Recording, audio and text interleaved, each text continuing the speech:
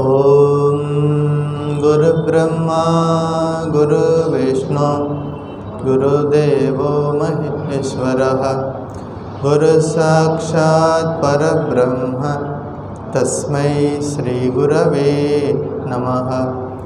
ओम स्थापकाय च धर्मस्य सर्वधर्मस्वरूपिणे अवतारवरिष्ठाय रामकृष्णाय ते नमः। जननीं शारदां देवीं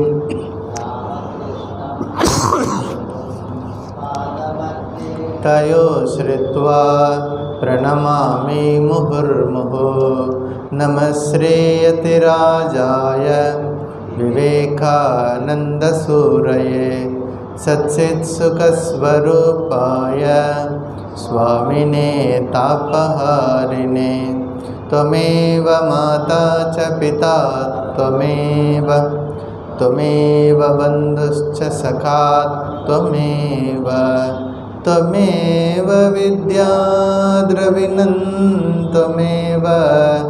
त्वमेव सर्वं मम देवदेव त्वमेव सर्वं मम देवदेव।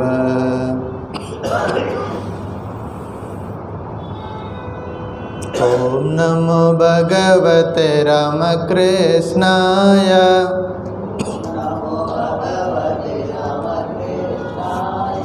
ओम नमो भगवते रामकृष्णाय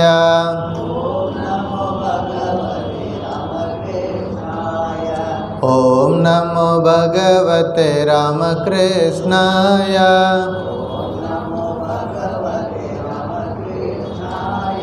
ओम नमो भगवते रामकृष्णाय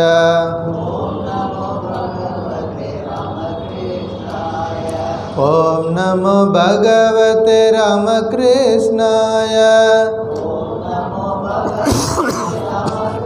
ओम नमो भगवते रामकृष्णाय ओम नमो भगवते रामकृष्णाय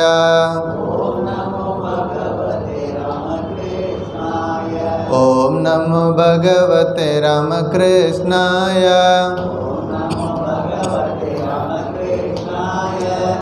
नमो भगवते रामकृष्णाय ओम नमो भगवते रामकृष्णाय ओम नमो भगवते रामकृष्णाय ओम नमो भगवते रामकृष्णाय ओम नमो भगवते रामकृष्णाय ओम नमो भगवते रामकृष्णाय ओम नमो भगवते रामकृष्णाय। जय रामकृष्ण। श्रीमद् भगवद गीता ध्यान श्लोकम्। ओम पार्थाय प्रतिबोधितां भगवता नारायणेन स्वयं व्यासेन ग्रथितां पुराणमुनिना मध्ये महाभारतम्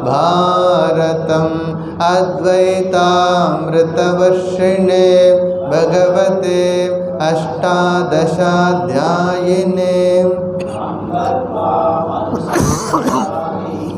भगवद्गीते भवद्वेषिणे नमोस्तुते व्यासविशालबुद्धे पुल्लारविन्दायतपत्रनेत्र येन त्वया भारततैलपूर्णः प्रज्वालितो ज्ञानमयप्रदीपः प्रपन्नपारिजाताय स्तोत्रवेत्रैकपाणये ज्ञानमुद्राय कृष्णाय गीतामृतदुहे नमः।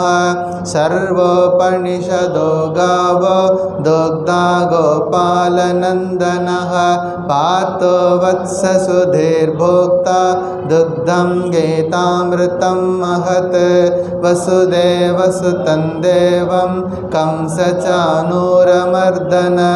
देवकी परमानन्दं कृष्णं वन्दे जगद्गुरु भीष्मद्रोणतटा जयद्रथजला गान्धारनीलोत्पला शल्यग्राहवती कृपेण वहने कर्णेन वेलाकुला अश्वत्थामविकर्ण घोरमकरा दुर्योधनावर्तिने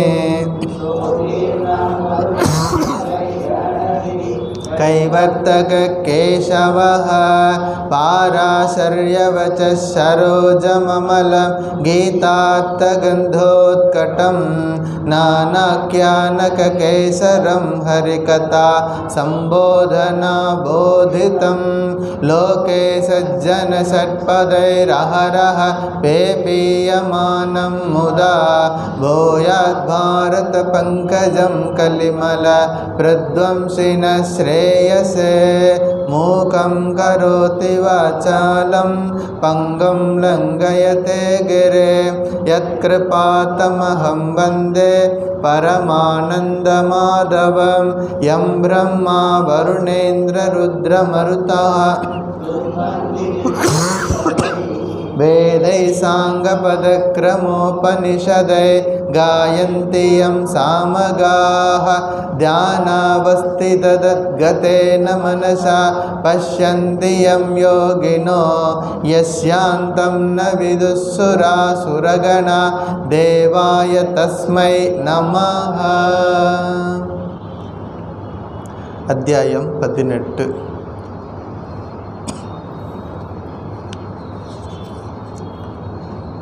श्लोका नंबर 1 முதல் 71 வரை. ओम श्री परमात्मने नमः। अथ अष्टादशोऽध्यायः मोक्षसंन्यासयोगः। अर्जुन उवाच संन्यासस्य महाबाहो तत्त्वमिच्छामि वेदितुं त्यागस्य च ऋषिकेश पृथक् केशिनिषूदन। श्रीभगवानुवाच काम्याणां कर्मणां न्यासं संन्यासं कवयो विदुः सर्वकर्मफलत्यागं प्राहुस्त्यागं विचक्षणाः। त्याज्यं दोषवदित्येके कर्म प्राहुर्मनीषिणः यज्ञदानतपःकर्म न त्याज्यम् इति चापरे।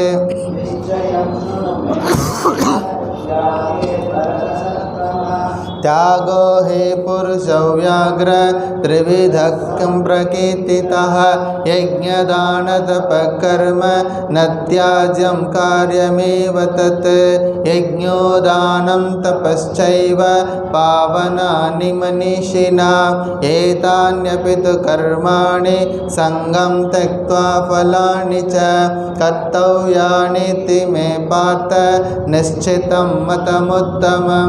नियतस्य तु संन्यासः कर्मणो नोपपद्यते मोहात् तस्य परित्यागः तामसः परिकीर्तितः।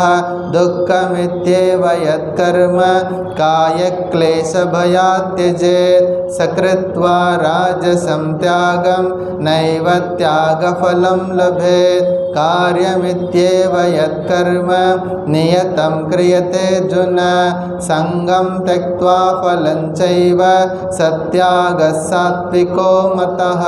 न द्वेष्ट कुशलं कर्म कुशलेनानुसज्जते।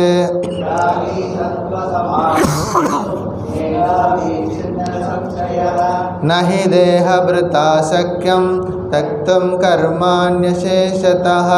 यस्तु कर्मफलत्यागे सत्यागेत्यभिधीयते।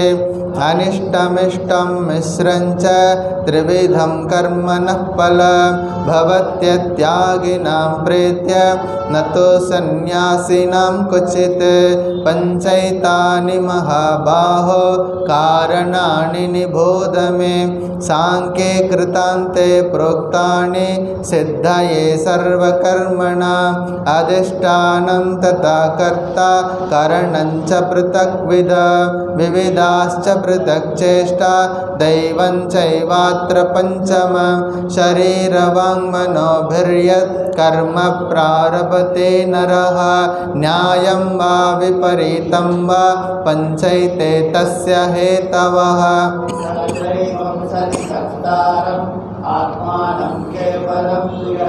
पश्यत्यकृतबुद्धित्वान् न स पश्यति दुर्मतिः यस्य नाहङ्कृतो भावो बुद्धिर्यस्य न लिप्यते हत्वापि स इमान् लोकान् न हन्ति न निबध्यते ज्ञानं ज्ञेयं परिज्ञाता त्रिविधा कर्मचोदना करणं कर्म कर्तेति त्रिविधः कर्म संग्रहः ज्ञानं कर्म च कर्ता च त्रिधैव गुणभेदतः प्रोच्यते गुणसंख्याने यतावच्छृणुतान्यपि सर्वभूतेषु येनैकं भावमव्ययमीक्षते अविभक्तं विभक्तेषु तज्ज्ञानं विद्धि सात्विकं पृथक्त्वेन तु यज्ञानं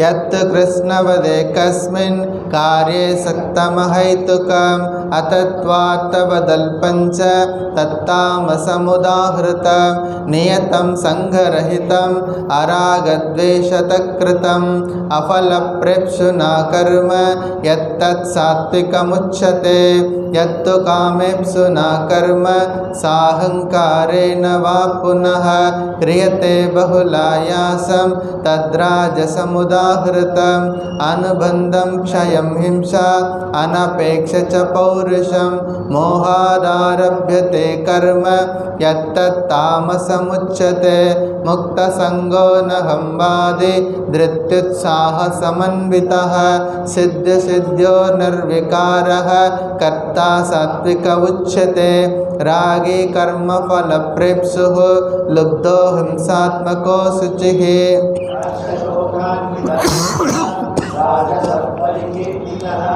अयुक्तप्राकृतस्तब्धः शठो नैष्कृतिको लशः विषादी दीर्घशूद्री च कर्ता तामस उच्यते बुद्धेर्भेदं धृतिश्चैव गुणदस्त्रिविधं शृणु प्रोच्यमानमशेषेण पृथक्त्वेन धनञ्जय प्रवृत्तिं च निवृत्तिं च कार्याकार्ये भयाभये बन्धं मोक्षं च यावेति बुद्धे सापात्त सात्विके यया धर्मम् अधर्मं च कार्यं च अकार्यमेव च अयतावत् प्रजानाति बुद्धे सापात्त राजसे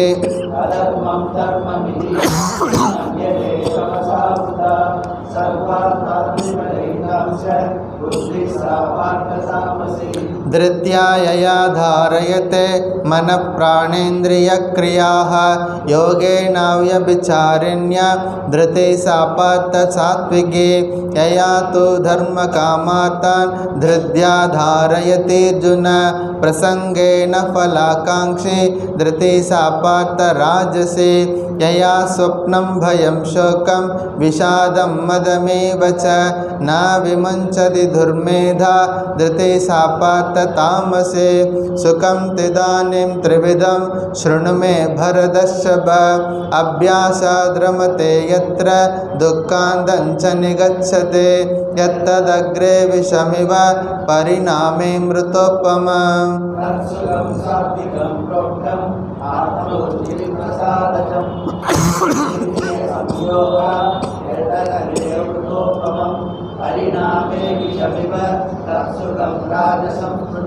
यदग्रे चानुबन्धे च सुखं मोहनमात्मनः निद्रालस्य प्रमादोत्तं तत्तामसमुदाहृतं न तदस्ति पृथिव्यां वा दिवि देवेषु वा पुनः सत्त्वं प्रकृतिजैर्मुक्तं यदेभिः स्यात् त्रिभिर्गुणैः ब्राह्मणक्षत्रियविषां शूद्राणां च परन्तप कर्माणि प्रविभक्तानि स्वभावप्रभवैर्गुणैः शमोदमस्तपश्शौचं क्षान्तिरार्जवमेव च ज्ञानं विज्ञानमास्तिक्यं ब्रह्मकर्मस्वभावजं शौर्यं तेजो धृतिर्दाक्ष्यं युद्धे चाप्यपलायनं दानमीश्वरभावश्च क्षात्रं कर्मस्वभावजं कृषिगौरक्षवाणिज्यं वैश्यकर्मस्वभावजम्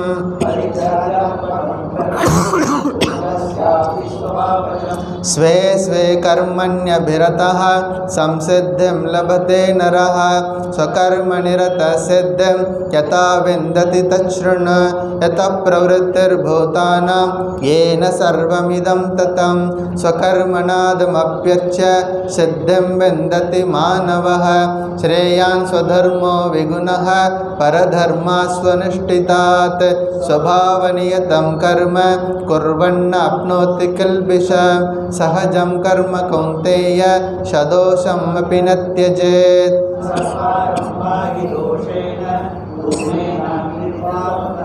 असक्तबुद्धिः सर्वत्र जितात्मा विगतस्पृहः नैष्कर्म्यसिद्धिं परमां सन्न्यासेनाधिगच्छति सिद्धिं प्राप्तो यथा ब्रह्म तथाप्नोति निबोध मे समासेनैव कौन्तेय निष्ठा ज्ञानस्य या परा बुद्ध्या विशुद्धया युक्तो धृत्यात्मानं नियम्य च शब्दादीन् विषयान् त्यक्त्वा रागद्वेषौभ्युदस्य च विविक्तसेवी लघ्वाशी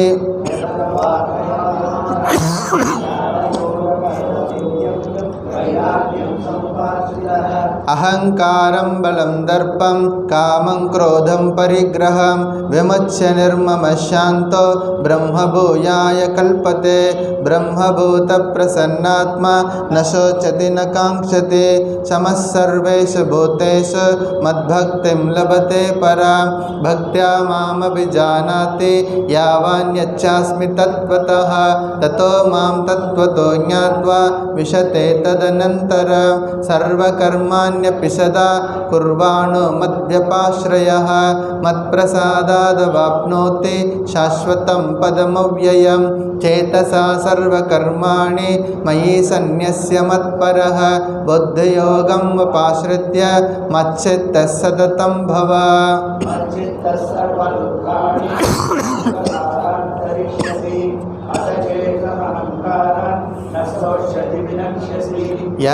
यदहंकारमाश्रित्य न योत्स्य इति मन्यसे मिथ्यैष व्यवसायस्ते प्रकृतिस्त्वां निमोक्षति स्वभावजेन कौन्तेय निबद्धस्वेन कर्मणा कर्तुं नेच्छसि यन्मोहात् करिष्यस्य वशोऽपि तत् ईश्वरः सर्वभूतानां हृद्देशेऽर्जुन तिष्ठति ब्राह्मयन् सर्वभूतानि यन्त्रारूढानि मायया तमेव शरणं गच्छ सर्वभावेन भारत तत्प्रसादात् परां शान्तिं स्थानं प्राप्स्यसि शाश्वत इति ते ज्ञानमाख्यातम्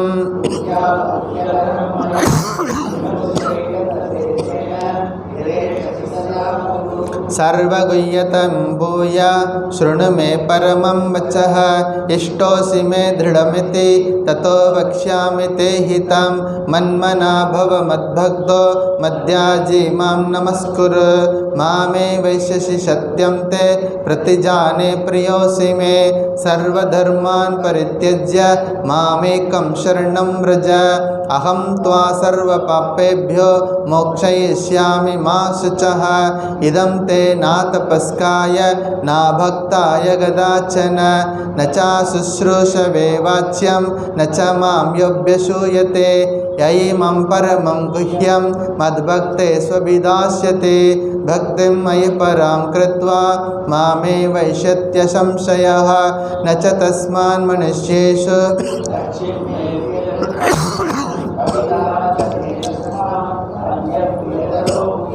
अध्येष्यते च इमं धर्मं संवादमावयोः ज्ञानयज्ञेन तेनाहम् इष्टस्यामिति मे मतिः श्रद्धावाननसूयश्च शृणुयादपि यो नरः सोऽपि मुक्तः शुभान् लोकान् प्राप्नुयात् पुण्यकर्मणाम्.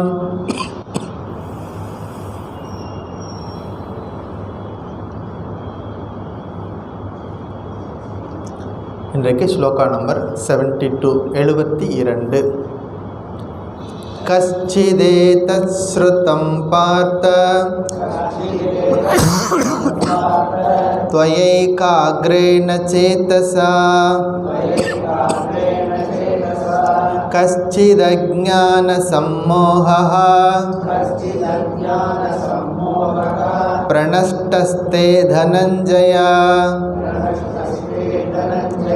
कश्चिदेतत् श्रुतं पार्थ त्वयैकाग्रेण चेतसा कश्चिदज्ञानसम्मोहः प्रणष्टस्ते धनञ्जय. பகவான் ஸ்ரீராமகிருஷ்ணரின் எல்லையற்ற கருணையினால் ஸ்ரீமத் பகவத்கீதையை நாம் தொடர்ந்து படித்து கொண்டு வருகிறோம்.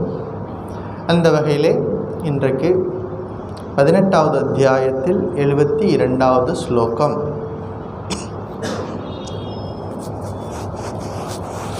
பதினெட்டாவது அத்தியாயம் அர்ஜுனனுடைய கேள்வியிலிருந்து தொடங்குகிறது. சந்நியாசத்திற்கும் தியாகத்துக்கும் உண்டான வேறுபாட்டை பற்றி கேட்கிறார். பகவான் ஸ்ரீகிருஷ்ணர் அதற்கு பதில் கூறுவதற்கு முன்பாக பல்வேறு விஷயங்களை அர்ஜுனனுக்கு எடுத்துச் சொல்கிறார். நல்ல காரியங்களை தள்ளி போடக்கூடாது. யார் சொன்னது? அன்னை சாரதா தேவி. நாளும் கோளும் பார்த்து நல்ல காரியங்களை தள்ளி போடாதே அப்படின்னு சாரதாம்மா சொல்லியிருக்காங்க. அதே தான் ஸ்ரீகிருஷ்ணர் சொல்கிறார். யஜ்ஞம், தானம், தவம் போன்ற விஷயங்களை நாம் தொடர்ந்து செய்யணும். இதை செய்கிறதுனால என்ன நடக்கும் சுவாமி அப்படின்னா, இதை செய்கிறதுனால மனிதன் புனிதம் அடைகிறான். முதல்ல நமக்குள்ளே இருக்கக்கூடிய மனம் சுத்தி பெறணும், மன தூய்மை கிடைக்கணும். தூய மனதில்தான் தூய எண்ணங்கள் வரும். மனம் தூய்மையாக இருந்தால்தான் தூய எண்ணங்கள் வரும்.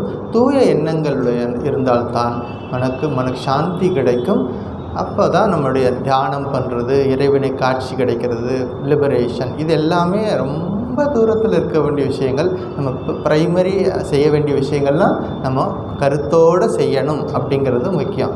அறம் செய்ய விரும்பு, ஆறுவது எப்போ சொல்லி கொடுத்தது, எங்கேயோ கேட்டது இதெல்லாம். அது கடைசி வரைக்கும் இருக்கணும், நம்ம கூடவே இருக்கணும். இப்போ நற்பண்புகளை நம்ம வளர்த்துக்கணும். விவேகானந்தர் சொல்வார்,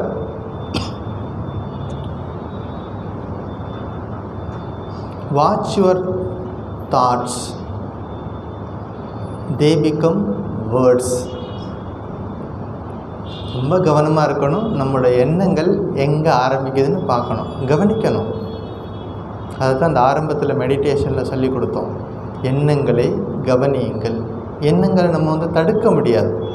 எண்ணங்கள் வந்துக்கிட்டே இருக்கும், அலை மாதிரி வந்துக்கிட்டே இருக்கும். ஒரு எண்ணம் போச்சுன்னா இன்னொரு எண்ணம் வரும், இன்னொரு எண்ணம் போச்சுன்னா அதுக்கடுத்து இன்னொரு எண்ணம் வரும். இந்த எண்ணங்களை கம்ப்ளீட்டாக போய் நம்ம ஸ்டாப் பண்ண முடியாது. என்ன பண்ணணும்? வாட்ச் பண்ணணும். Watch your thoughts, they become words. Watch your words, they become actions. ரொம்ப கவனமாக இருக்கணும். நம்முடைய வார்த்தை, பேசக்கூடிய சொற்கள் நிதானமாக பேசணும். என்ன பேசுகிறோம், யாருக்கிட்ட பேசுகிறோம், எந்த சப்ஜெக்டை பேசுகிறோம், என்ன இதெல்லாம் ரொம்ப கவனமாக பேசும்பொழுது தான் தே பிகம் ஆக்ஷன்ஸ். இந்த சொற்கள் என்ன பண்ணும்? அடுத்த நிலைக்கு கொண்டு போகும், அது செயலாக மாறும். Watch your actions, they become habit. என்ன பண்ணணும், நம்முடைய ஆக்ஷனில் கரெக்டாக கவனமாக வச்சுருந்தோம்னா அது நல்ல பழக்கமாக மாறும். இல்லை அப்படின்னா என்ன ஆகும், கெட்ட விஷயங்களை செஞ்சுக்கிட்டே போனோம்னா அதுவும் ஒரு பழக்கமாக மாறிடும். அப்போ watch your action they become habit. Watch your habit they become your character. இந்த ஹேபிட்டு சரியாக இருந்துச்சுன்னா நம்முடைய கேரக்டர் சரியாக இருக்கும். Watch your character for it becomes your destiny. உன்னுடைய கேரக்டர் சரியாக இருந்துச்சுன்னா உன்னுடைய டெஸ்டினி சரியாக அமையும். எல்லாருக்கும் என்ன டெஸ்டினி? லிபரேஷன். எல்லாருக்கும் ஒரே டெஸ்டினி தான், அது லிபரேஷன், முக்தி. அதுக்கு நீங்கள் என்ன வேணாலும் லாங்குவேஜில் சொல்லிக்கோங்க, தமிழில் சொல்லிக்கோங்க, தெலுங்கில் சொல்லிக்கோங்க, என்ன வேணால் சொல்லிக்கோங்க. எல்லாருக்கும் ஒரே டெஸ்டினி தான், அது முக்தி, திரும்பி வராத நிலை. அப்போ இதெல்லாம் வராமல் இருக்கணும் அப்படின்னா நம்ம எங்கே போய் கவனத்தில் வைக்க வேண்டிய விஷயம்? எண்ணங்கள். எண்ணங்கள்லேருந்து ஆரம்பிக்கணும். இப்படி ஒன்றுன்னா சரி பண்ணிட்டு வரும் பொழுது நம்முடைய கேரக்டர் சரியாக இருக்கும். கேரக்டர் சரியாக இருந்துச்சுன்னா டெஸ்டினி சரியாக வரும்னு சொல்லிட்டு சுவாமிஜி சொல்கிறார். அதை பற்றி பின்னாடி பார்ப்போம். இப்போ அர்ஜுனனுக்கு பல்வேறு விஷயங்களை எடுத்து சொன்னார் ஸ்ரீகிருஷ்ணர். ஒரு 7 தலைப்புகளை எடுத்துக்கொண்டு அதில் 3 குணங்கள், சத்துவகுணம், ரஜோகுணம், தமோகுணம், 3 குணங்களுடைய செயல்பாட்டை பற்றி அழகாக எடுத்து சொன்னார். 3 குணங்களும் நமக்குள்ளே இருக்கும். ஒவ்வொரு குணமும் ஒவ்வொரு இடத்துல நமக்கு வரும் போகும். ஆனால் ப்ராமினெண்ட்டாக நம்ம சத்துவ குணத்தை நம்ம பேஸ் பண்ணி இருக்கணும். ஒரு காலகட்டத்தில் சத்துவ குணத்தையும் கடந்து போகணும். அப்படிங்கிறது தான் நமக்கு சாஸ்திரங்கள் சொல்லிக் கொடுக்கக்கூடிய விஷயங்கள். என்னென்ன அந்த 7 விஷயங்கள்? சந்நியாசம், ஞானம், கர்ம, கர்த்தா, புத்தி, திருப்தி, சுகம். இந்த 7 விஷயங்களை பற்றி நம்ம விரிவாக ரொம்ப நாள் படித்தோம். அதுக்கப்புறமா கர்மயோகம், பக்தி யோகம், ஞான யோகம், இதனுடைய சாராம்சங்கள்லாம் எடுத்து சொன்னார். இதுவரைக்கும் 17 சாப்டரில் சொன்ன விஷயங்களை மறுபடியும் ஒரு முறை அர்ஜுனனுக்கு சொன்னார். அப்புறமா அர்ஜுனனை பார்க்குறார். அர்ஜுனனுக்கு மனக்கலக்கம் போன மாதிரி தெரியல. மறுபடியும் பல விஷயங்களை எடுத்து சொல்கிறார். பிராமண சத்திரிய அந்த 4 வர்ணத்தினுடைய கடமைகள்லாம் எடுத்து சொல்கிறார். இப்படி பல்வேறு விஷயங்கள்லாம் சொன்னதுக்கப்புறமா ஒரு நிலையில் அர்ஜுனா, உனக்கு எல்லாம் டீச்சிங் இஸ் ஓவர், எல்லாத்தையும் சொல்லி கொடுத்தாச்சு. இதுக்கு மேலே நீ என்ன நினைக்கிறியோ, உன் மனசில் எது சரின்னு படுதோ அதை செய்யி அப்படின்னு சொல்கிறாரு. அதுக்கப்புறமா கடைசியாக நம்ம பார்க்குறோம் 66ல் என்ன, சர்வ தர்மான் பரித்யஜ்ய, எல்லா தர்மங்களையும் விட்டுட்டு என்னை மட்டும் சரணடை, சரணாகதி ஸ்லோகத்தை பார்த்தோம். அதற்கப்புறமா பகவத்கீதையை யாருக்கு சொல்லக்கூடாது, பகவத்கீதை மட்டும் கிடையாது, இது போன்ற எந்த சாஸ்திரத்தையும் யார் தகுதி இல்லையோ அவர்களுக்கு சொல்லக்கூடாது. இப்போ அப்படின்னா என்ன அர்த்தம்? தகுதியை வளர்த்துக்கணும். நம்ம எதை பூட்டி வச்சுக்கிறதுக்காக அந்த பகவத்கீதையை வச்சுருக்கிறோம் இல்லை, சொல்லிக் கொடுக்கணும். ஆனால் யாருக்கு சொல்லிக் கொடுக்கணும் அப்படின்னா, அந்த யாருக்கு ஸ்ரத்தையோடு கேட்குறாங்களோ, யாருக்கிட்ட தவம் இருக்கிறதோ அவர்களுக்கு சொல்லிக் கொடுத்தால்தான் அவர்கள் கேட்டு அதனை வாழ்க்கையில் கடைபிடிப்பார்கள் அப்படிங்கிறது. அப்போ என்ன செய்யணும்? தவத்தையும் ஸ்ரத்தையும் நம்ம வளர்த்து கொண்டு தான் எந்த ஒரு சாஸ்திரத்தையும் படிக்கணும்னு அர்த்தம்.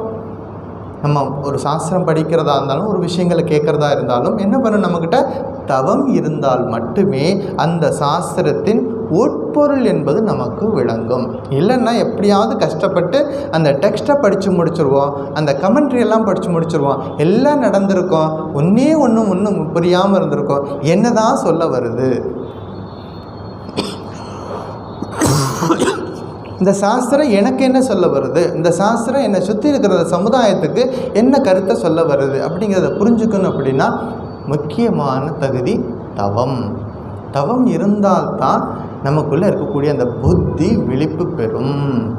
புத்தி எப்போ யாருக்கு விழிப்பு பெறுகிறதோ அவர்கள்தான் சரியாக கிரகிக்க முடியும் சாஸ்திரத்தின் உட்பொருளை.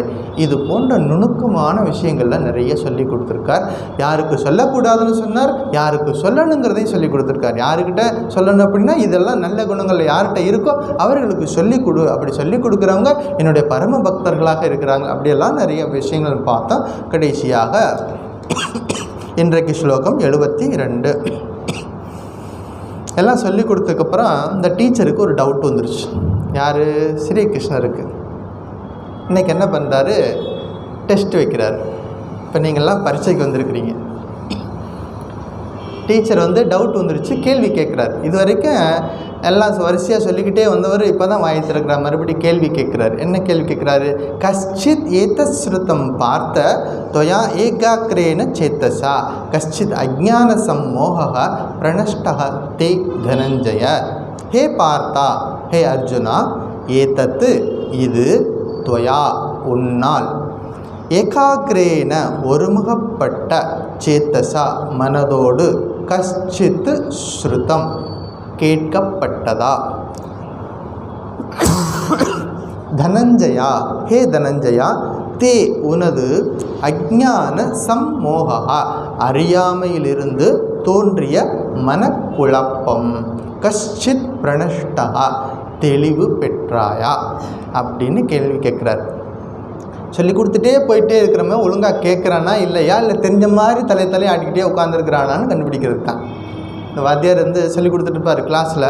திடீர்னு பார்த்து அவனா ஒரு பையனை கூப்பிட்டுட்டா எழுந்துடுறா அப்படிப்பார். எழுந்துட்டு என்னடா சொல்லி சொல்லி கொடுக்குறா அப்படின்னு அவன் என்ன பண்ணி ஏன் அந்த பையனை கேட்ச் பண்ணார் இந்த வாத்தியார் அப்படின்னா, எல்லா பசங்களும் வாத்தியாரை பார்த்துட்டே உட்காந்தான், இந்த பையன் மட்டும் நேரம் வானத்தை முட்டத்தை பார்த்துட்டே உட்காந்துருந்தான். என்னடா புரிஞ்சுதா, நுழைஞ்சுதா, நான் சொன்னதாலும் நுழைஞ்சுதான்னு. இல்லை சார், கொஞ்சம் வால் மட்டும் நுழையாமல் இருக்குது அப்படின்னு. நான் சொன்னதெல்லாம் நுழைஞ்சுதான்னு கேட்டார், காதில் நுழைஞ்சுதான்னு கேட்டார். இல்லை சார், வால் மட்டும் பாக்கி இருக்குன்னு. என்னென்னு பார்த்தா மேலே உட்காந்து பார்த்துட்டே இருக்கிறான், மேலே ஒரு எலி போயிட்டே இருந்துருக்குது. எலி இன்னும் முழுசாக போகலை, வால் மட்டும் வெளியே நீட்டிகிட்ருக்கு. அவனோட கவனமெல்லாம் எங்கே இருந்திருக்கு? எலி மேலே இருந்திருக்கு. இப்போ அதை டீச்சர் வந்து கிளாஸ் ரூமில் என்ன பண்ணுவார், அடிக்கடி செக் பண்ணிக்குவார். இப்போ ஸ்ரீகிருஷ்ணர் அர்ஜுனனுக்கு ஒரு கேள்வி கேட்குறார். அர்ஜுனா, இந்த கீதா சாஸ்திரத்தை நீ ஒருமுகப்பட்ட மனதோடு கேட்டாயா? முதல் வரி. இந்த கீதா சாஸ்திரத்தை நான் 700 ஸ்லோகம் உனக்கு சொல்லியிருக்கேன். கஷ்டப்பட்டு இந்த போர்க்களத்தில் இவ்வளோ பிரச்சனைகளுக்கு இடையில இவ்வளவு போர் முழக்கம் நடந்துட்டு இருக்குது, எத்தனையோ பேர் இழந்து போயிட்டுருக்குறாங்க.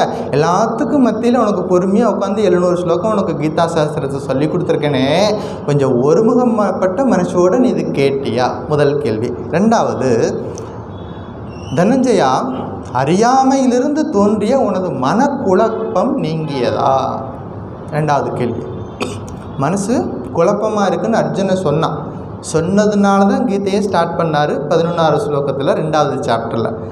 அதனால் உனக்கு மனக்குழப்பம் இருக்கிறதாக சொன்னியே, அந்த மனக்குழப்பம்லாம் போயிடுச்சா? நான் சொன்னதை கொஞ்சம் ஒருமுகப்பட்ட மனசோட கேட்டியா? இதுதான் இன்றைக்கி ஸ்லோகத்தோட மீனிங். அது என்ன மனக்குழப்பம், அது என்ன ஏகாகிரம் அப்படிங்கிறதெல்லாம் இன்றைக்கி பார்ப்போம். ஸோ கேட்கும் பொழுது, ஒரு விஷயத்தை கேட்கும் பொழுது ஒருமுகப்பட்ட மனுஷோட கேட்கணும் அப்படிங்கிறதான் ஒரு விஷயம். அது ஸ்கூலாக இருக்கட்டும், இங்கேயா இருக்கட்டும், எந்த ஒரு விஷயத்தை கேட்டாலும், எந்த ஒரு இடத்துல இருந்தாலும் முழுசாக 100% மனசும் அங்கே போட்டு அங்கே உட்காந்து கேட்கணும். பல பேர் உட்காந்துருப்போம். இப்போ எனக்கு முன்னாடி எல்லோரும் உட்காந்துருக்குறீங்க, 100% மனசு எங்கிட்ட இருக்கா அல்லது நான் சொல்லக்கூடிய விஷயங்கள் இருக்கா எனக்கு தெரியாது. உங்கள் மனசுக்குள்ளே என்ன போடுதுன்னு எனக்கு தெரியாது. பல பேருக்கு பல்வேறு விஷயமான பிரச்சனைகள் இருக்கலாம். நடந்து வரும்போது எத்தனையோ இதுங்களை பார்த்துட்டு வந்திருப்பீங்க. அது எண்ணங்கள் வந்து போய்கிட்டே இருக்கும். எல்லாத்தையும் ஸ்டாப் பண்ணி என்ன பண்ணணும், ஒருமுகப்பட்ட மனசோடு அதை கேட்கணும். சாஸ்திரத்தை கேட்கும் பொழுது அந்த ஸ்ரத்தையோடு கேட்கணும் அப்படிங்கிறது தான் விஷயம். அப்படி நீ கேட்டியா அர்ஜுனா? அப்படி நீ இதை கேட்டியா அப்படின்னு சொல்கிறாரு. அப்போ ஒருமுகப்பட்ட மனுஷோட கேட்கணும். இந்த சூரியனுடைய கதிர்கள்லாம் மத்தியான வெயிலில் ரொம்ப தகிக்கும்.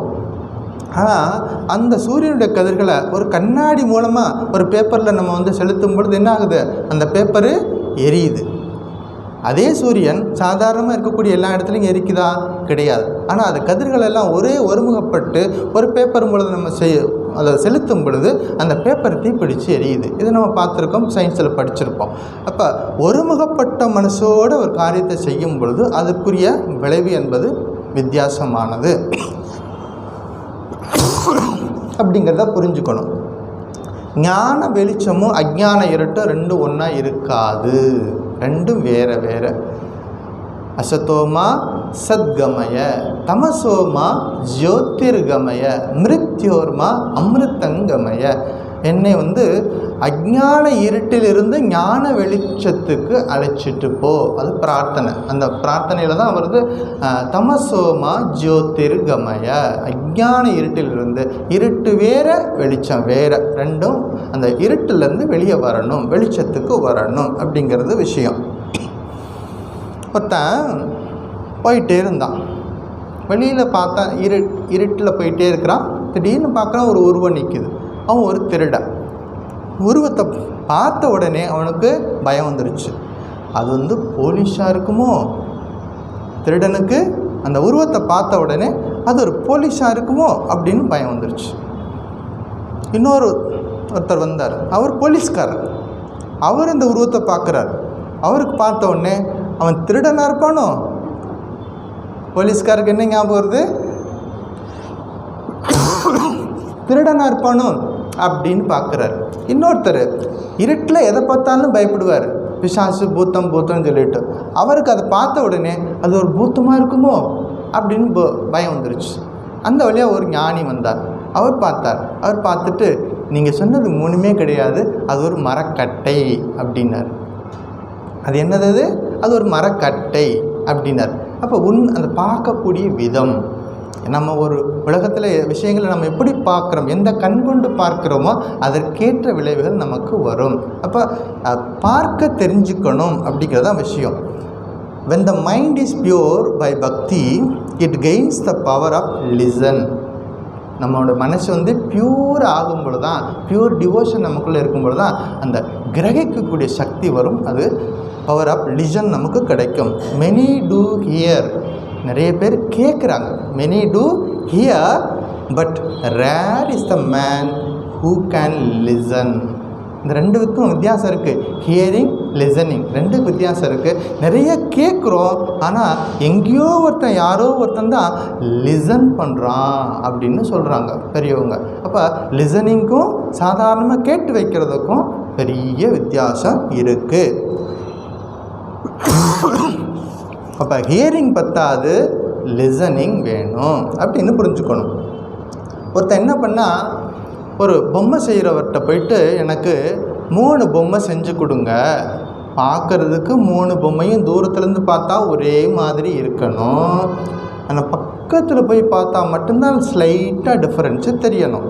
அதான் கண்டிஷன். 3 பொம்மைக்கும் பார்க்குறதுக்கு ஒரே மாதிரி இருக்கணும். ரொம்ப மைனூட்டாக அந்த பொம்மை செய்கிறவங்களுக்கு மட்டுமே தெரியக்கூடிய விஷயத்தில் மட்டும்தான் அந்த டிஃப்ரென்ஸ் இருக்கணும் அப்படின்னு சொல்லி கொடுத்துருக்குறாரு.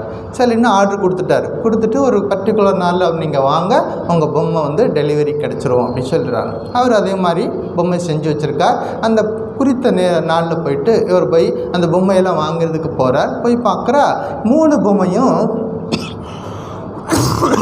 கொஞ்சம் கூட வித்தியாசமே இல்லாமல் ஒரே மாதிரி இருக்குது. 2 பேருக்கு இடையில் வாக்குவாதம். நான் சொன்னது ஒன்று, நீ செஞ்சது ஒன்றுன்னு இவர் சொல்கிறார். அந்த பொம்மை செஞ்சவர் சொன்னால் இல்லை நீங்கள் சொன்ன மாதிரியே தான் செஞ்சுருக்கேன் அப்படின்னு சொல்கிறார். 2 பேருக்கும் வாக்குவாதம் வந்துருச்சு. கடைசியில் இந்த பஞ்சாயத்து ராஜா கிட்ட போயிடுச்சு. அடுத்தது அங்கே தானே போகும், தீர்த்து வைக்கணுமே. பஞ்சாயத்து ராஜா கிட்ட போயிடுச்சு. ராஜா வந்து சரி கொண்டு வா, அந்த 3 பொம்மையை கொண்டு வா, நான் பார்க்குறேன் அப்படின்னு சொல்கிறார். 3 பொம்மையை கொண்டு போய் டேபிளில் வச்சாங்க. ராஜா பார்த்தார். சரி 2 பேர் உட்காரு, நான் செக் பண்ணிவிட்டு வந்து சொல்கிறேன் அப்படின்னு சொல்லிட்டு 3 பொம்மையை எடுத்துகிட்டு பின்னாடி கொண்டு போனார். திரைக்கு பின்னாடி வச்சு செக் பண்ணார். ஒரு கம்பி எடுத்தார், ஒரு மெலிதான ஒரு கம்பி. அந்த கம்பி எடுத்து ஒரு பொம்மையினுடைய ஒரு காது வழியாக அந்த கம்பியை உள்ளே விட்டார். அந்த கம்பி ஒரு காது வழியாக போயிட்டு இன்னொரு காது வழியாக வெளியே வந்துருச்சு. ஒரு பொம்மை செக் பண்ணியாச்சு. இன்னொரு பொம்மை அதோட காது வழியாக அந்த கம்பியை விட்டார். அந்த கம்பி காது வழியாக போயிட்டு வாய் வழியாக வெளியே வந்துச்சு. ஸோ ரெண்டும் வேறு, ரெண்டும் ஒரே மாதிரி இருந்தாலும் ஒரு டிஃப்ரென்ஸு இருக்குது. இன்னொரு 3வது பொம்மை கூட காது வழியாக அந்த கம்பியை விடுறார். அது வாய் வழியாகவும் வரல, காது வழியாகவும் வரல, உள்ளே போய் ஸ்டக் ஆகி நிற்கிது. ஸோ இதுவும் டிஃப்ரெண்ட்டாக இருக்குது. அதை பார்த்து கண்டுபிடிச்சிட்டார். வெளியில் வந்தார், சொன்னார், இந்த பொம்மை செய்கிறவன் உனக்கு சரியாக தான் பண்ணி கொடுத்துருக்குறான், நீ எடுத்துகிட்டு போ அப்படின்னு தீர்ப்பு சொல்லிட்டார். அந்த பொம்மை ஆர்டர் கொடுத்தவன் சொன்னான், அதை பற்றி சொல்கிறீங்க நீங்கள், எனக்கு வந்து எக்ஸ்பிளைன் பண்ணுங்கள் அதை பற்றி அப்போ தான் இந்த ராஜா சொன்னார், ஒரு பொம்மை காது வழியாக உள்ளே விட்டேன், இன்னொரு காது வழியாக வெளியே போயிடுச்சு. அது மாதிரி நம்ம என்ன பண்ணுறோம், பல நேரங்களில் கேட்குறோம், என்ன பண்ணுறோம், நிறைய விஷயங்களை கேட்குறோம். லலிதா சகசரநாமா, விஷ்ணு சகசரநாமா, பகவத்கீதை லெக்சரு, மகாராமாயணம், மகாபாரதம், திருவாசகம், என்னென்னமோ கேட்குறோம். கேட்டுக்கிட்டே இருப்போம். பல நேரங்களில் கேட்குறோம், உள்ளே போகுதான்னு தெரியாது. இங்கே வேகமாக வந்துட்டு வேகமாக என்ன ஆகிடுது, வெளியில் ஓடி போயிடும். அப்படி போகக்கூடாது, முதல் விஷயம். இன்னொரு விஷயம், இன்னொருத்தர் நிறைய நிறைய விஷயங்களை கேட்பார், அவர் மற்றவர்களோட பகிர்ந்துக்குவார். அதான் ஒரு காது வழியாக போயிட்டு வாய் வழியாக வெளியே வர்றது. கேட்ட விஷயங்களை தனக்குன்னு வச்சுக்காமல் என்ன பண்ணிக்கிறாரு, மற்றவங்களோட ஷேர் பண்ணிக்கிறாரு. தனக்கு கிடைச்ச ஆனந்தத்தை மற்றவங்களோட ஷேர் பண்ணிக்கிறார்.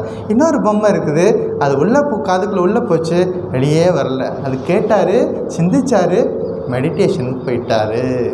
ஒருத்தர் என்ன பண்ணார், கேட்டார், சிந்திச்சார், மெடிடேஷன். அதுக்கு பேர் தான் நிதித்தியாசனா. ஸ்ரவணம், மனனம், நிதித்தியாசனம். கேட்டல், சிந்தித்தல், தெளிதல். என்ன பண்ணணும், கேட்கணும்,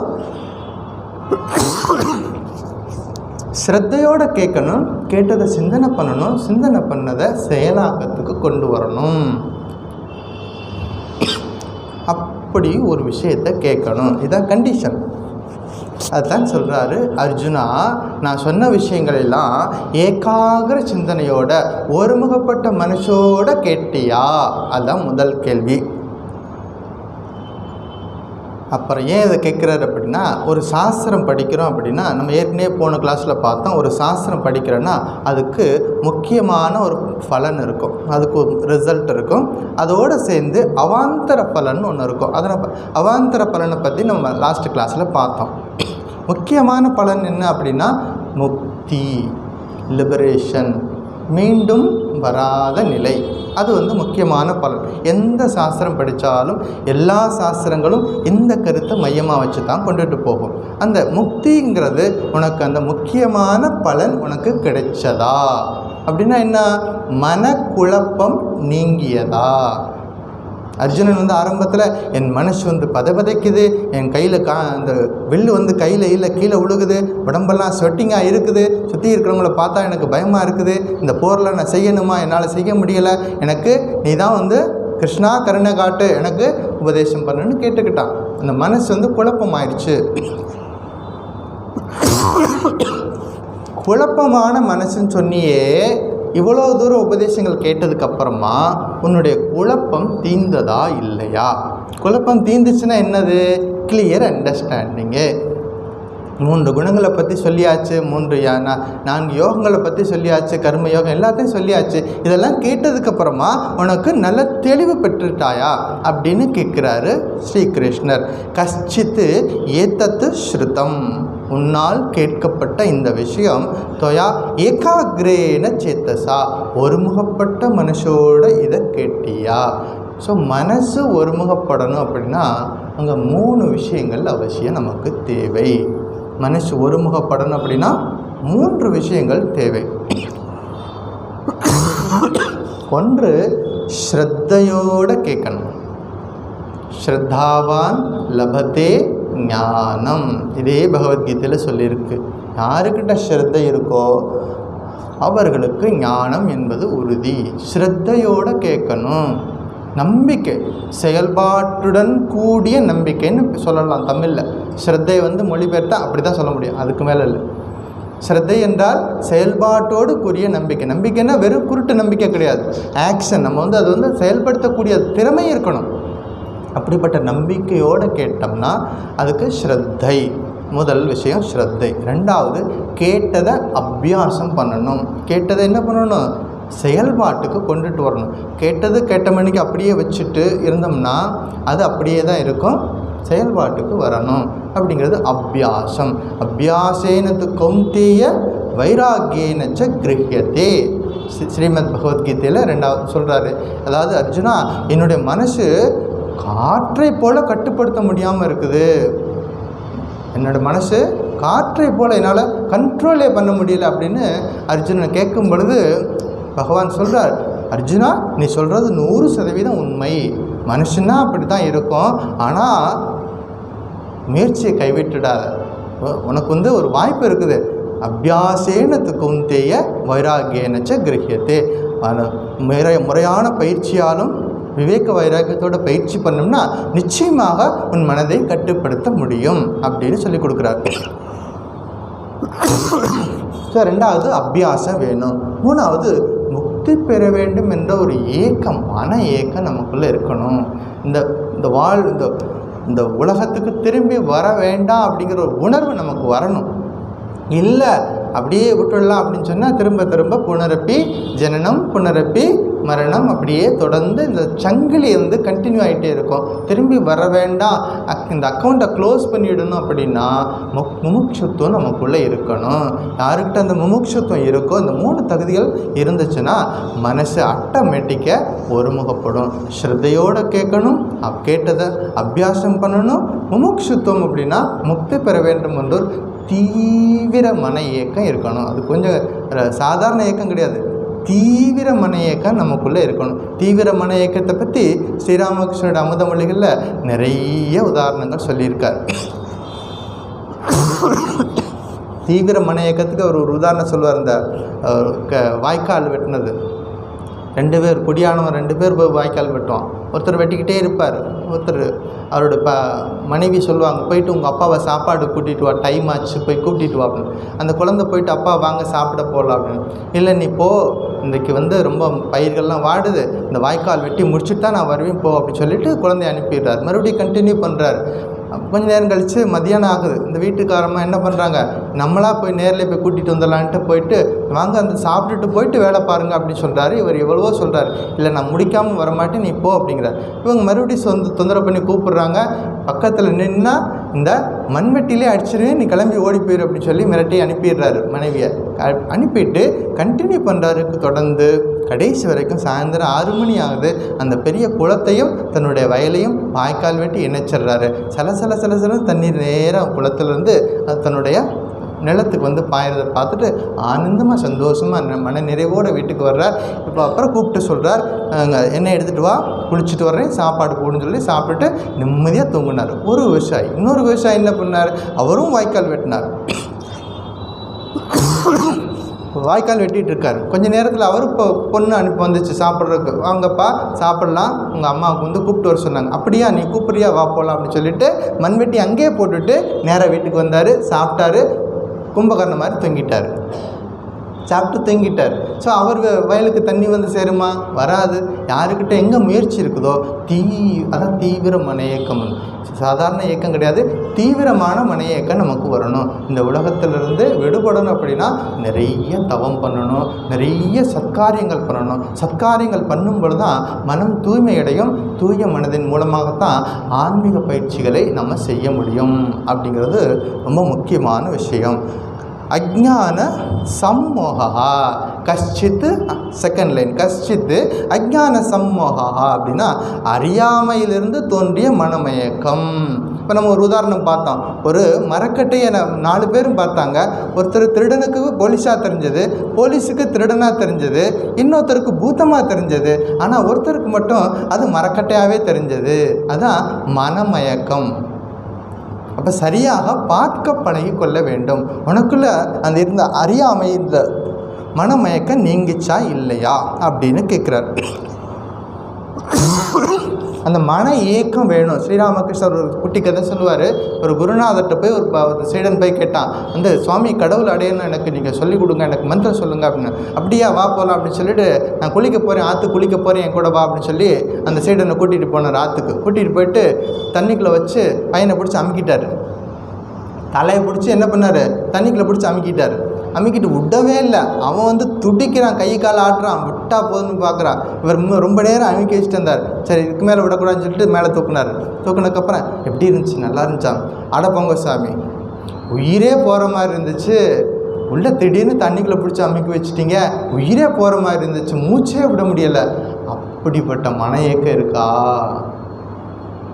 அப்படிப்பட்ட மன ஏக்கம் உனக்கு கடவுளை காணணும் இருக்கா? இருந்துச்சுன்னா உன்னால் கடவுளை பார்க்க முடியும் அப்படின்னு சொல்லுவார். அப்போ தீவிரமான மன ஏக்கம் வேணும். கேட்டால் மட்டும் பத்தாது, என்ன பண்ணணும், செயல்பாட்டுக்கு கொண்டுட்டு வரணும். ஒரு துறவி இருந்தார். அவர் ஒரு கிளாஸ் எடுப்பார், எப்போதும் இந்த மாதிரி ஆன்மீக வகுப்புகள் எடுத்துக்கிட்டே இருக்கார். ஒரு நிறைய பக்தர்கள் வருவாங்க. அதில் ஒருத்தர் என்ன பண்ணுவார், சரியாக வந்துடுவார். கிளாஸ் ஆரம்பிக்கிறதுக்கு 10 நிமிஷம் முன்னாடியே வந்துடுவார். அவர் மட்டும், யார் வந்தாலும் வராட்டாலும் இவர் மட்டும் வந்துடுவார். எவ்வளோ வெயில் அடித்தாலும் மழை பெஞ்சாலும் பூகம்பம் வந்தாலும் எத்தனை தடை இருந்தாலும் இவர் குறித்த நேரத்துக்கு வருவார். அப்படிங்கிறது ரொம்ப முக்கியமான விஷயம். வருவார், கிளாஸ் முடிஞ்சு எல்லாம் முடிஞ்சு போகிற வரைக்கும் அமைதியாக உட்காந்து கேட்டுக்கிட்டே இருப்பார். இப்படியே தொடர்ந்து போயிட்டே இருக்குது. சில வருஷங்கள் கேட்குறாரு. அப்புறம் ஒரு நாள் எல்லோரும் போனதுக்கப்புறம் அந்த துறவிக்கிட்ட வந்து கேட்டார், சுவாமி உங்கள் கிளாஸுக்கு நான் ரெகுலராக வர்றேன் தெரியுமில்ல? ஆமாம், நீ ரெகுலராக வர்ற. அப்போ நான் நிறைய விஷயங்களை உங்கள்கிட்ட வந்து கேட்டுக்கிட்டே தான் இருக்கிறேன். எனக்கு இன்னும் ஒன்றுமே நடக்கலையே சுவாமி, எனக்கு ஒன்றுமே நடக்கலையே. நான் அப்படியே தானே இருக்கேன்.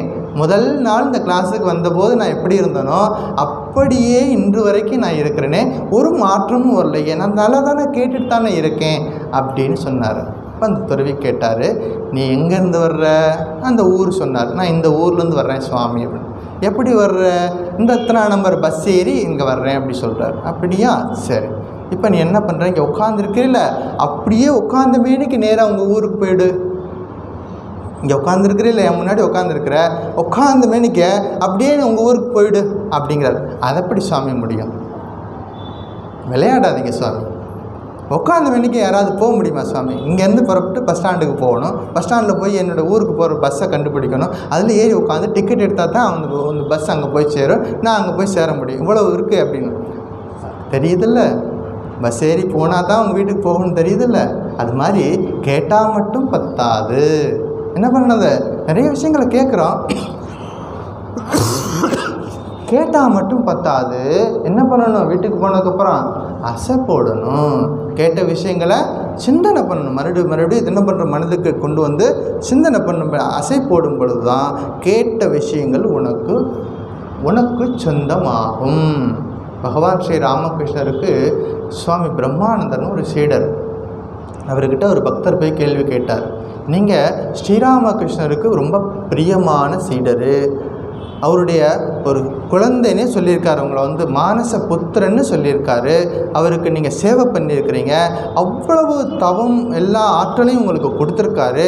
அப்படி இருந்தும் நீங்கள் கஷ்டப்பட்டு இந்த கடுங்குழியில் பிருந்தாவனத்தில் உட்காந்து தவம் செய்யணுமா? நீங்கள் தான் வந்து ஸ்ரீராமகிருஷ்ணருடைய மானச புத்திரராச்சே, உங்களுக்கு அவ்வளோ அனுகிரகம் பண்ணியிருக்காரு, உங்களுக்கு வந்து ஆசீர்வாதம் பண்ணியிருக்காருல, நீங்கள் தொடர்ந்து இந்த தவம் செய்யணுமா அப்படின்னு கேட்டார். ஆமாம், நீ சொன்னதெல்லாம் கரெக்டு. நான் ஸ்ரீராமகிருஷ்ணோட மானச புத்திரன், என் மேலே அவர் அன்பு இருந்தது, எனக்கு ஆசீர்வாதம் பண்ணார். ஆனால் நான் தவம் செய்யவில்லை என்றால் அவர் என்ன எனக்கு ஆசீர்வாதம் பண்ணாரோ அதை என்னால் தக்க வைக்க முடியாது. அந்த தவம் எனக்குள்ளே இருக்கணும், கண்டினியூ பண்ணணும். அப்படின்னா நான் தவம் செய்தால் மட்டுமே அந்த ஆசீர்வாதத்தை என்னால் வச்சுக்க முடியும், இல்லைன்னா அதுக்கு நான் தகுதி இல்லாதவனாக ஆகிவிடுவேன் அப்படின்னு சொல்கிறார். இப்போ என்ன பண்ணணும்? தவம் என்பது அவசியமான ஒரு விஷயம் அப்படிங்கிறத ஞாபகம் வச்சுக்கணும். இப்போ கேள்வி என்னது? கஷ்டித் ஏதத் ஸ்ருதம் பார்த்த துவயா ஏகாகிரேன சேத்தசா கஷ்டித் அஜ்ஞான சம்மோகா பிரணஷ்டா தே தனஞ்சய. ஹே அர்ஜுனா, உனக்கு இந்த கீதா சாஸ்திரத்தை ஒருமுகப்பட்ட மனசோட கேட்டியா? முதல் கேள்வி. ரெண்டாவது கேள்வி, உனக்குள்ளே இருந்த மனக்குழப்பம் எல்லாம் தீர்ந்துச்சா இல்லையா? அடுத்த ஸ்லோகத்தில் தான் அர்ஜுனன் பதில் சொல்ல போகிறான். ரொம்ப அவன் சொல்லக்கூடிய பதிலில் தான் நம்ம இருக்குது. ஒழுங்காக எஸ்ன்னு சொல்லிட்டான்னா இதோட முடிஞ்சிடும். சுவாமி என்னோட மனக்குழப்பம்லாம் தீர்ந்து போச்சுன்னு எஸ்ன்னு சொல்லிட்டான்னா பகவத்கீதை கிளாஸை முடியும். இல்லைன்னா மறுபடியும் 700 ஸ்லோகம் ஸ்டார்ட் ஆகணும். அது ஆகுதா இல்லையாங்கிறத அடுத்த வார வகுப்பில் பார்ப்போம். என்ன பதில் சொல்ல போகிறான் அந்த அர்ஜுனா அப்படிங்கிறத பார்ப்போம். ஸோ இன்றைய ஸ்லோகம் ஞாபகம் வச்சுக்கோங்க. 72வது ஸ்லோகம், உன்னுடைய மனக்கலக்கம் தீங்கி விட்டதா அல்லது உன்னுடைய ஏகாகிர சிந்தனையோட இந்த விஷயங்களை கேட்டியான்னு சொல்லி பகவான் கேட்குறார். இதோடு முடிச்சுக்குவோம். போன வாரத்தில் சுவாமி ராமகிருஷ்ணானந்த மகாராஜ லைஃப்பை பற்றி கொஞ்சம் பார்த்தோம். எது வரைக்கும் விட்டோம் அப்படின்னா, நீங்களா சொல்கிறீங்களா நானே சொல்லிவிடுவோம்? இதான் டெஸ்ட்டு.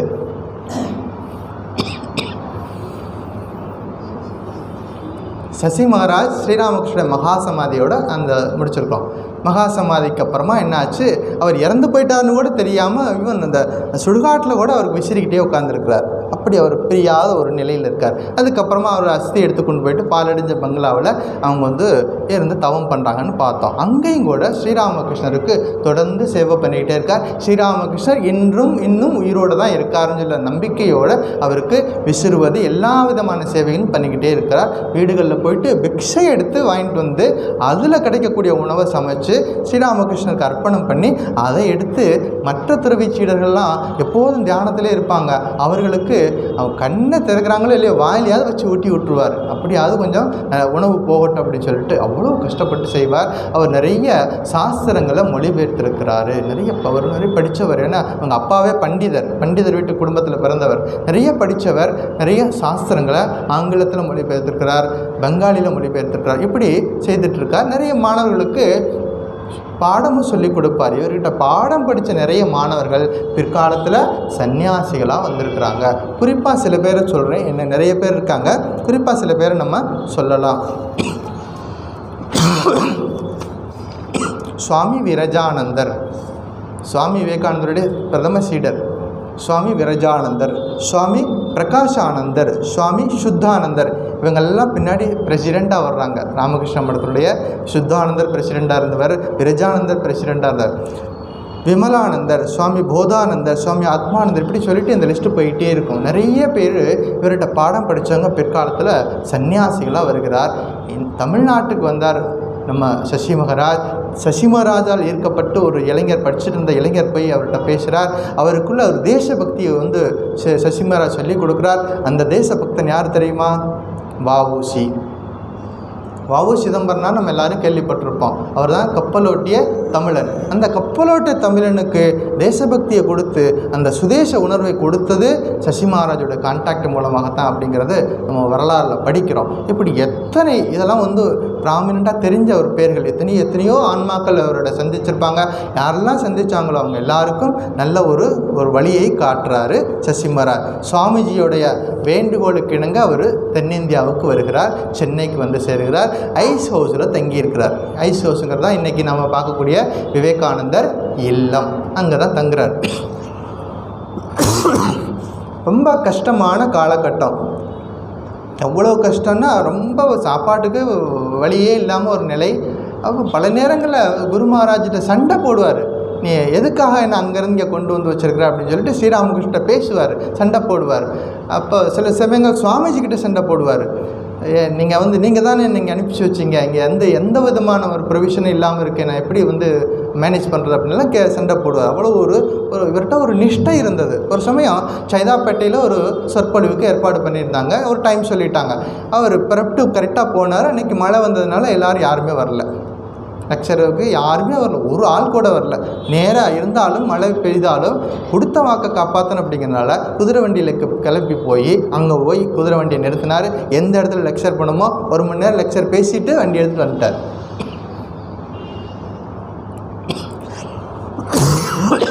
நிஷ்டை, கொடுத்த வாக்கை காப்பாற்றணும் அப்படிங்கிறது அது முக்கியமான விஷயங்கள். அந்த நிஷ்டையை தொடர்ந்து நம்ம இந்த மாதிரி நல்ல பண்புகள் நம்மக்கிட்ட இருக்கும்பொழுது தான் வில் பவர் அதிகமாகும். வில் பவர் அதிகமாச்சுன்னா தான் கான்சன்ட்ரேஷன் வரும். கான்சன்ட்ரேஷன் சரியாக இருக்கா, அப்புறம் டெஸ்டினேஷன் சரியாக வரும். இது எல்லாமே ஒன்றுக்கு ஒன்று ரிலேட்டட் இருக்குது.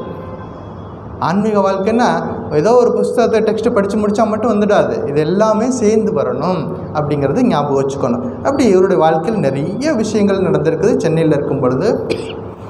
அப்புறம் ஒரு சமயத்தில் அந்த ஐஸ் ஹவுஸ் ஏலத்தில் போயிடுச்சு. வேற ஒருத்தருக்கு கை மாறிடுச்சு. இனிமேல் அந்த கட்டிடத்தை தங்க முடியாது. அப்போது சாப்பாட்டுக்கு தான் வழியில் ஒரு இடமா இருந்துச்சு தங்குறதுக்கு. இப்போ தங்குறதுக்கு இடம் இல்லாமல் போச்சு. அப்புறம் யாரோ ஒரு பக்தர் வந்து மயிலாப்பூரில் ஒரு சின்னதாக இடம் வாங்கி கொடுக்குறாரு. அங்கே போய் தங்குறாரு. அப்போ சொன்னார், இது நாள் வரைக்கும் பார்த்த சாரதி என்னை வந்து ரொம்ப கஷ்டப்படுத்தினார். இப்போ கபாலீஸ்வரோட டர்ன் வந்துருச்சு, இனிமேல் அவர் பார்த்துக்கிட்டோம் அப்படின்னு சொல்கிறாரு. அப்படி போய்ட்டு மயிலாப்பூரில் போய் செட்டில் ஆகிறாரு. அங்கே கொஞ்சம் கொஞ்சமாக மடத்தினுடைய நிதி நிலைமையெல்லாம் மாறுது. கொஞ்சம் கொஞ்சமாக டெவலப்மெண்ட்டெல்லாம் நடக்குது. ஒரு நாள் 1902 1902 ஜூலை மாதம் 4ஆம் தேதி அன்னைக்கு சசி மகாராஜ் ஒரு கனவு வருது. சுவாமிஜி சொல்கிறார், சசி, இந்த உடம்பை நான் விட்டுட்டேன், எச்சில் துப்புற மாதிரி இந்த உடம்பை விட்டுட்டேன் அப்படின்னு ஒரு கனவு வருது. மறுநாள் காலையில் பார்க்குற நியூஸ் கிடைக்குது, சுவாமிஜி மகாசமாதி அப்படின்னு. இப்போ ஒரே சப்போர்ட், சாமிஜியோட சப்போர்ட் இருந்தது, அந்த சப்போர்ட் இல்லாதனால சசி மகாராஜுக்கு மிகவும் வருத்தமாக போகுது. பல்வேறு கஷ்டங்களுக்கும் தாண்டி இவர் நிறைய விஷயங்களை செய்கிறாரு. இன்றைக்கி நீங்களும் நானும் உட்கார்ந்து இந்த பிரசங்கம், இந்த ஆன்மீக வகுப்புகள் நடக்குது, இவ்வளோ பெரிய ஆன்மீக காரியங்கள்லாம் நடக்குதுன்னா இவங்க செய்த தவத்தினால தான் இன்றைக்கி நடந்துக்கிட்டு இருக்குது அப்படிங்கிறத ஞாபகம் வச்சுக்கணும். எத்தனையோ பேரோட தவத்தின் மூலமாக சென்னையில் இருக்கக்கூடிய மயிலாப்பூர் மடம், சென்னை மயிலாப்பூரில் இருக்கக்கூடிய ராமகிருஷ்ண மிஷன் ஹோம் அப்படிங்கிற நிறைய நேஷ்னல் ஸ்கூல் ஒன்று இருக்குது, அந்த பள்ளிகள். அப்புறம் பெங்களூருக்கு போனார். இவர் எங்கெல்லாம் போனாரோ பிற்காலத்தில் எல்லா இடத்துலையும் எங்கெல்லாம் கால் பதிச்சாரோ அந்த இடத்துல இன்றைக்கி நம்ம பிரான்ச் இருக்குது. அதனால தான் நாரத பக்தி சூத்திரத்தில் ஒரு சூத்திரம் இருக்குது, தீர்த்தி குர்வந்தி தீர்த்தானி. தீர்த்தானியை என்ன பண்ணுறாங்க, தீர்த்தி குர்வந்தி. அவங்க போய் பாதம் பட்டதுனால என்னாச்சு, அது சாதாரணமாக இருந்த இடம் அது தீர்த்த ஸ்தலமாக மாறிவிடுகிறது. சென்னைக்கு பெங்களூருக்கு போனார், அங்கே ஒரு மடம் வந்திருக்குது. மைசூருக்கு போனார், அல்சூருக்கு போனார், கொழம்புக்கு போனார், ரங்கூனுக்கு போனார், கேரளாவில் ஆலப்புழா, எர்ணாகுளம், திருவனந்தபுரம் எங்கெல்லாம் போனாரோ, மதுரைக்கு போனார், ராமேஸ்வரம் போனார், இப்படி எங்கெல்லாம் போனாரோ எல்லா இடத்துலையும் இன்றைக்கி ஆசிரமங்கள் வந்திருக்குது. தீர்த்தி குர்வந்தி தீர்த்தானி தான் மகான்களுடைய சங்கல்பம். அவங்க வேணால் இந்த உடலோடு இன்றைக்கி நம்ம கூட இல்லாமல் இருக்கலாம், ஆனால் அந்த எண்ணங்கள் வேலை செஞ்சுக்கிட்டே இருக்கும். அந்த எண்ணங்கள் வேலை செஞ்சுக்கிட்டே இருக்கும். இந்த சமுதாயத்தில் மிகப்பெரிய தாக்கத்தை அந்த எண்ணங்கள் ஏற்படுத்தும். எத்தனை வருஷங்கள் ஆனாலும் அவர்கள் என்ன நினைத்தார்களோ அந்த காரியம் நடக்கிற வரைக்கும் அந்த சக்தி இருந்து வேலை பண்ணும். சுவாமிஜி சொல்வார், நான் இல்லாவிட்டாலும், இந்த உடம்போடு இல்லாவிட்டாலும் என் சக்தி உங்கள் கூடவே இருந்து நான் அந்த சக்தியின் மூலமாக வேலை பண்ணுவேன்னு சொல்லியிருக்கார். அந்த மகான்களுடைய அந்த சங்கல்பம் ஒரு நாளும் வீணாக போகாது அப்படின்னு பார்க்குறோம். இப்போ நிறைய பயிற்சி கொடுக்குறாரு இளைஞர்களுக்கு. இதெல்லாம் நம்ம கவனத்தில் வைக்க வேண்டிய ஒரு விஷயம். முதல் பயிற்சி, ஒரு நாள் என்ன பண்ணுறார், ஒரு இளைஞர், ஒரு பிரம்மச்சாரி, ஏதோ சரியாக கவனிக்கலை, ஒரு சாஸ்திர வகுப்பு நடந்துட்டுருக்கு, சரியாக கவனிக்கலை, அல்லது சொன்ன வேலையை சரியாக முறைப்படி செய்யலை. உடனே சசி மகாராஜ் கூப்பிட்டு திட்டார். உடனே அந்த பிரம்மச்சாரி ஓரமாக போய் உட்காந்து அழுதுகிட்டே இருந்தார். அதை கவனிச்சிட்டார் சசி மகாராஜ். கூப்பிட்டு சொன்னார், அதாவது இந்த இரும்பு இருக்கே, இரும்பு அதை கொல்லம் பற்றையில் என்ன பண்ணுவான், நல்லா சூடாக இருக்கும்பொழுது அந்த இரும்பை வச்சு நல்லா சூடு பண்ணி சக்கச்சுவேர்னு நல்லா வரும்பொழுது வெளியே எடுத்து வச்சு என்ன பண்ணுவான், சம்மட்டியில் போட்டு அடிப்பான். அதுக்கு முன்னாடி சம்மட்டியில் அடித்தா அது வளையாது. என்ன பண்ணணும், அவ்வளோ ஹீட்டில் வச்சு அந்த சிவப்பாக வரும்பொழுது தான் வெளியே எடுத்து வச்சு அடிப்பான். அப்படி அடிக்கும்பொழுது தான் அவன் விரும்பின மாதிரி அந்த ஷேப்புக்கு அந்த இரும்பை கொண்டு வர முடியும். அது மாதிரி பெரியோர்கள் உங்கள் மேலே ஏதாவது கோபப்பட்டுட்டாங்கன்னா, வீட்டில் அப்பா அம்மா ஒரு குழந்தைங்க மேலே கோபப்பட்டுட்டாங்கன்னா, அல்லது ஸ்கூலில் ஒரு வாத்தியார் கோபப்பட்டுட்டாங்கன்னா அதுக்கு ஒரு காரணம் இருக்கும். நல்லதுக்கு தான் சொல்கிறாங்கன்னு எடுத்துக்கணும். எப்படி பாசிட்டிவாக எடுத்துக்கணும் அப்படின்னு சொல்லி கொடுத்தார். அந்த பிரம்மச்சாரி பிற்காலத்தில் சர்வானந்தர்னு பேர், ராமகிருஷ்ண மடத்துக்கே தலைவராக வந்தார், மயிலாப்பூர் மடத்துக்கு. பாருங்கள், இதெல்லாம் கவனத்தில் அந்த காலத்தில் இந்த கண்டிப்பும் வேணும். குழந்தைகள் மேலே அன்பாகவும் இருக்கணும். அதே நேரத்தில் கண்டிப்பு தேவைப்படும் பொழுது, உரிய நேரத்தில் தவறு செய்யும் பொழுது சுட்டி காட்டி கண்டிக்கவும் செய்யணும் அப்படிங்கிறத பார்க்குறோம். இன்னும் ஒரு நாள் ஒரு சீடர்கிட்ட சொல்லிவிட்டு ஒரு லெட்டர் எழுத சொன்னார். இவர் சொல்லிக்கிட்டே இருக்கார், அவர் எழுதிக்கிட்டே இருந்தார். எழுதி முடிச்சதுக்கப்புறமா அட்ரஸ் சொன்னார். அட்ரஸை எழுதும் பொழுது ஒரு வரியை விட்டுட்டார், முக்கியமான ஒரு வரி. அந்த அட்ரஸில் ஒரு வரி விட்டுட்டார்னா போய் சேருமா அந்த லெட்ரு, போய் சேராது. அப்போ சொல்கிறாரு, இதுதான் லேக் ஆஃப் கான்சன்ட்ரேஷன். உனக்குள்ள கான்சன்ட்ரேஷன் இங்கே இல்லை, உன்னோட அட்டென்ஷன் இங்கே இல்லை. எந்த ஒரு வேலை செஞ்சாலும் 100% மனதையும் போட்டு அந்த வேலையை செய்யணும் அப்படின்னு சொல்கிறார். இதெல்லாம் பார்க்குறோம். இன்னொன்று, சசி மகாராஜுக்கு பிடிக்காத விஷயம் என்ன தெரியுமா, கன்னத்தில் கை வைக்கிறது. சில நேரங்கள் என்னாச்சு, நம்ம அறியாமல் என்ன பண்ணிவிடுவோம், அப்படியே உட்காந்துருவோம். கன்னத்தில் கை வைக்கிறது, இந்த கால் மேலே கால் போட்டு உட்கார்றது, காலை ஆட்டிக்கிட்டே இருக்கிறது, இப்படி ஏதோ சின்ன சின்ன இந்த ஹேபிட்ஸ் எல்லாம் இருக்கும். இதெல்லாம் ஒரு சாதகனுக்கு இருக்கக்கூடாது. நல்லா கவனித்து பாருங்கள், வாழ்க்கையில் சாதித்தவங்ககிட்ட கவனித்து பாருங்கள், இதெல்லாம் அவங்ககிட்ட இருக்காது. எங்கேயாவது ஒரு நாள் எப்போவாவது இது ஸ்டார்ட் ஆகிருக்கும். என்றைக்கு ஸ்டார்ட் ஆச்சோ அன்றைக்கே இதை சரி பண்ணியிருந்தோம்னா அது ஹேபிட்டாக மாறி இருக்காது. நம்ம கண்டுக்காமல் அதை அப்படியே விட்டுட்டதுனால என்னாச்சு, அது அப்படியே என்னாச்சு பழக்கமாக மாறிடுது. அது ஆரம்பத்துலேயே நம்ம பார்த்தோம். Watch your thoughts become words நம்ம பார்த்தோம். அப்போ ஆரம்பத்திலேயே சில பழக்க வழக்கங்களை நம்ம சரி பண்ணிக்கணும். ரொம்ப பெருசாகிடுச்சுன்னா ரொம்ப சிரமம். அதை சரி பண்ணுறது ரொம்ப சிரமம். ஒரு அரச மரம் இருக்குது இந்த கட்டடங்கள்லாம் பார்த்தீங்கன்னா, சின்ன காரில் வழியில் போகும்போது நீங்கள் பார்க்கலாம், இந்த மேம்பாலம் இதிலெல்லாம் அரச மரங்கள் அப்படியே முளைச்சிட்டே இருக்கும். அதை கண்டுக்காமல் கவனிக்காமல் விட்டுட்டோம்னா அந்த ஒரு நாளைக்கு என்ன பண்ணும், அந்த பில்டிங்கே அது கொலாப்ஸ் பண்ணிவிடும். அந்த ஆரம்பத்திலே சின்னதாக இருக்கும்போது எடுத்து போட்டோம்னா ரொம்ப ஈஸியாக போயிருக்கும். ஆனால் கண்டுக்காமல் விட்டுட்டோம்னா அந்த கட்டடத்தையே நாசம் பண்ணிவிடும். அது மாதிரி கெட்ட விஷயங்கள், கெட்ட சிந்தனைகள், ஒரு தீய பழக்கங்கள் எதுவாக இருந்தாலும் ஒரு ஆரம்பத்திலேயே அதை கண்டு உணர்ந்து அதை ஐடென்டிஃபிகேஷன் பண்ணி அதை சரி பண்ணிடணும். இல்லாமல் விட்டுட்டோம்னா வளர்ந்து பெருசாகிடுச்சுன்னா அப்புறம் என்ன பண்ணணும், புல்டோசர் வச்சு இடிக்கணும் வீட்டை. அப்போ தான் அந்த வேர் எடுக்க முடியும். அவ்வளோ சிரமத்துக்கு கொண்டு வந்துடும். அப்படின்னு ஒரு நல்ல பண்புகளை என்ன பண்ணணும், சின்ன வயசுலேயே கற்றுக்கணும் அப்படின்னு சசி மகாராஜ் சொல்லி கொடுத்துருக்காரு. சசி மகாராஜ் லைஃப்லேருந்து நிறைய நம்ம கற்றுக்க வேண்டியிருக்குது. சசி மகாராஜ் சென்னையில் இருக்கும்பொழுது தான் அன்னை சாரதா தேவி சென்னைக்கு வந்தாங்க. அவங்க வரும்பொழுது 1908 வருஷம். சாரதா தேவி அவங்களோட குழுவோடு ஒரு சாதாரண கிடையாது. மற்றவங்களுக்கு சேவை பண்ணுறது ஈஸி, சாரதா அம்மாவுக்கு சேவை பண்ணுறது ரொம்ப கடினம். ஏன்னா அவங்க தனியால் வரமாட்டாங்க, ஒரு டீமே கூட வரும். எல்லாருடைய தேவைகளையும் பூர்த்தி பண்ணணும். அப்போது ஒன்றொன்னையும் பார்த்து செஞ்சார். சென்னையிலேருந்து மதுரைக்கு போனாங்க, அங்கே தங்கணும். அங்கேருந்து ராமேஸ்வரம் போய் ராமேஸ்வரத்தில் சாரதா அம்மா அந்த சிவலிங்கத்துக்கு அபிஷேகம் பண்ணிவிட்டு அர்ப்பணம் பண்ணுறதுக்காக தங்கத்திலேயே வில்வேலைகள் தயார் பண்ணி மாலையாக பண்ணி கொடுத்தாரு. அதை சாரதா அம்மா என் சசி கொடுத்துருக்கான் அப்படின்னு சொல்லிட்டு அங்கே ராமேஸ்வரத்தில் சிவபெருமானுக்கு தங்க வில்வே இலைகளால் அர்ச்சனை பண்ணாங்க. இப்படி சாரதா அம்மாவோட ப்ரோக்ராம் எல்லாம் கவனிச்சுக்கிட்டார். பெங்களூர் வரைக்கும் போயிட்டு அப்புறமா அவங்கள அனுப்பிச்சி வைக்கிறார். அதுக்கப்புறமா சுவாமி பிரம்மானந்தர் வர்றார், மடத்தினுடைய தலைவர்.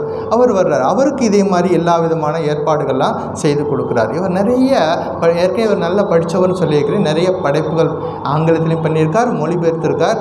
ராமானுஜருடைய வாழ்க்கையை இங்கே கவனிக்கிறார். அந்த ராமானுஜருடைய வாழ்க்கை பெங்காலியில் இல்லைன்னு சொல்லிட்டு அதை பெங்காலியில் மொழிபெயர்த்து அனுப்புகிறார்.